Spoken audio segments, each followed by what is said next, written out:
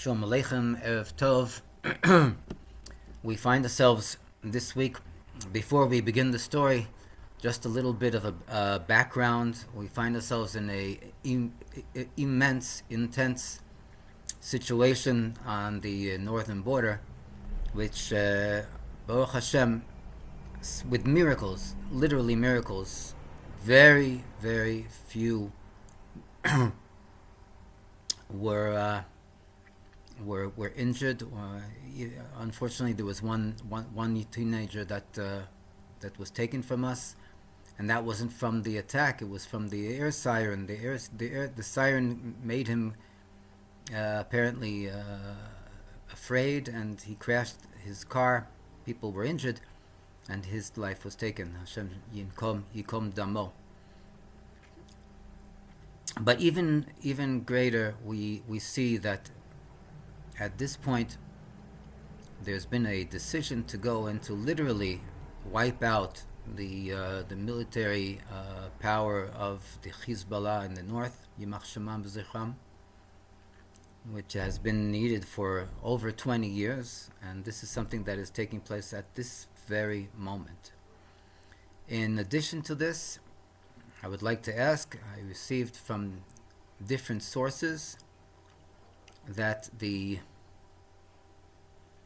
Ezor HaTa'asiyah, the industrial area in Iran, is being attacked, and no one is taking the I don't know, the blame or the fame for it. But this is what I was notified, and the famous concept is Ken Yevdu Kol Oyevecha Hashem. So all your enemies should be obliterated from the world, Hashem. This week's story speaks about the blowing of the shofar. It's one of the famous stories in the Goyish, the secular date, the 1600s, and the times that there was the terrible decrees of the Inquisition in Spain, and it was a very difficult situation all over, and Jews were being targeted, but there were also Muslims, Lahavdil, that were being targeted, and there was the Sultan of the Ottoman Republic, Bayezid, who went and he made ships available in order to go and to evacuate people, and he also saved many, many Jews. The way it's told, he saved Jews, and he allowed them to settle in the Ottoman Republic, which at that time also included Eretz Yisrael, the land of Israel. And apparently, because of his chesed, because of his kindness to the Jewish nation, so Hashem also showed this Sultan Bayezid, he showed him kindness as well. But unfortunately, after the Sultan Bayezid died, his son Selim took over the manhigos, the leadership, and this Selim had a notorious title, Selim the Akhzar, Selim the Cruel, and this is the way he truly was. He was very, very cruel, and his leadership was unbearable. But one way or another, he was close with Jews, and there was a certain Jew that he was very close with, sort of an advisor. And in one of the conversations, so Salim started to speak to his Jewish advisor, and he told him that he had a dream the other night, and in the dream he saw certain things happening. And at that point, so the advisor explained to him that Ah, actually not. Sorry. He said that yeah, there are things that were happening to him, and he asked the Jewish advisor, what is his opinion of what he saw. So the advisor in general told him that there is the concept of hashgacha pratis, of divine providence, and that everything that we see and we hear it comes from Hashem, and it's actually an instruction for us upon which we should act for the good and for the better, in order to go and to serve Hashem better, to be more productive and constructive with our lives here in this world. And at that point, the Salim the Cruel, the Sultan, he answered back, we don't have, he was speaking about the Muslims, they don't have anything other than the prophet, their false prophet, Muhammad, Yimach Shemo. And beyond this, only what they have in his writings is what they have to give them leadership and guidance. At that point, all of a sudden, a very strong wind came and blew, and there was a fruit tree that that shook, that the wind shook, and eight pieces of fruit fell to the ground at the feet of this Salim the Cruel Sultan. And Salim said, well, if what you're saying is true, I want you to come and to tell me what exactly this has to do with instruction. What does it have to do with me? The fact that the wind blew and it had 8 pieces of fruit fall to my feet. The rabbi started to hem and haw. He didn't want to explain. And he said, "Listen, you better give me an explanation. Otherwise, I'll punish you." And the rabbi said, "Listen, I'll give you the explanation, but I can't promise you that it's going to give you any pleasure." And Salim said, "Nevertheless, tell me." So he said, "This is a sign from above that Hashem has given you in your leadership 8 years to be the leader of the Ottoman Republic, and after that it'll be taken away from you." Wow! The Salim started to laugh and to laugh really out loud. And Salim said to him, "That's impossible." And the advisor asked him, "Why?"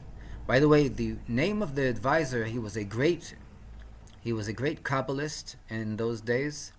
His name was Rabbi Yosef Taitatzek. Hope I got it right. Taitatzek. Alav Sholem. And at that point, Rav Yosef told Suleiman, "Why are you laughing?" Selim, "Why are you laughing?" He said, "Because I've already passed 8 years of my leadership, and nothing has happened. You see me here, standing right in front of you."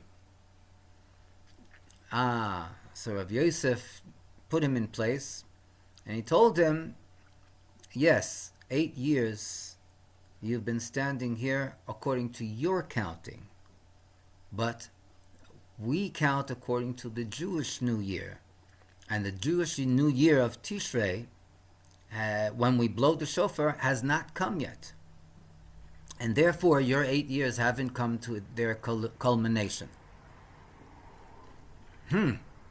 So Salim said, if this is true, so I'm going to cancel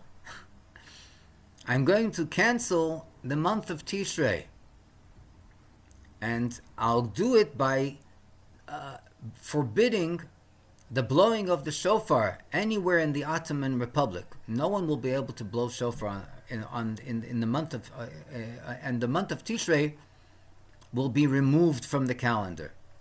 Thus, I'll be able to continue. He'll be able to continue to rule, at least according to his logic. Fine. Time goes by, and he's fighting unbelievable wars with great victories to his credit. And he sees the myriads and myriads of soldiers standing in front of him. The endless amount of power that he had. And it gave him such happiness, such joy, that he ran up to one of his soldiers, and he grabbed out of his hand a ram's horn, and he went and he blew the ram's horn very, very loudly. When he finished blowing the ram's horn was then also a type of communications. A sign, the blowing of the horn was a sign of victory, and so on. When he finished blowing the ram's horn, he suddenly looked at the horn, and he said, "Oy, what have I done?" He himself, Salim, the cruel Sultan, was the one that blew the shofar, and it was exactly on the first day of Rosh Hashanah, the first day of Tishrei. Needless to say, as the story goes, Salim took ill, and within 1 or 2 days, he died. After his death, his son, and this is the Sultan that many of us know more in history, Suleiman the Great. His son took over the leadership, and the first thing that he did was that he canceled the decree of not being allowed to blow shofar on Rosh Hashanah. That was the first thing that he did. And he became he gave great grace and kindness to the Jewish nation. He allowed them again to feel free, to feel at home, so to speak, as much as you can, in his republic. And from that day on, the Jews in the Ottoman Republic took upon themselves not only to blow shofar on Rosh Hashanah, but to blow shofar from the beginning of the month of Elul, as we do today. This is something that is common throughout all Jewish congregations all over the world, and they made this custom to blow shofar at the beginning of the month of Elul, so that if chas v'sholem, God forbid, there would be any type of decree in regard to the blowing of the shofar on Rosh Hashanah, so the shofar has already been blown, and therefore the beginning of the year would be able to commence, even though there might have been a decree. And this is an incredible story, but the story teaches us something very, very deep. When we talk about Hashgacha Protis, divine providence, and when we talk about everything that we see and hear, is what we are supposed to take to our minds and hearts, and to be imbued with, in order for this to be instructions for us in our daily lives.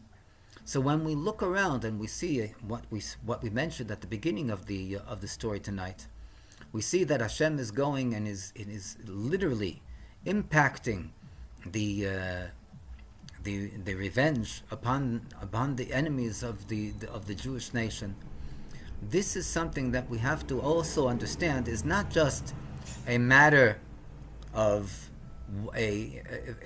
interim until we reach some type of an established peace. But this is as we learned in last week's Dvar Malchus of Kitavo, this is the introduction for the revelation of Moshiach Tzidkenu, of the Rebbe Shlita Melech Ha'Moshiach, and the peace that will reign not only between one or two countries, but the peace that will reign in the entire world with the coming of Mashiach, with the redemption, with the third and the eternal Beis Hamikdash. And this we are asking, and we are literally requesting from Hashem to be immediately now. Yechi Adonenu Moreinu v'Rabbeinu HaMelech HaMoshiach Chai v'Kayam le'olam voed. Amen.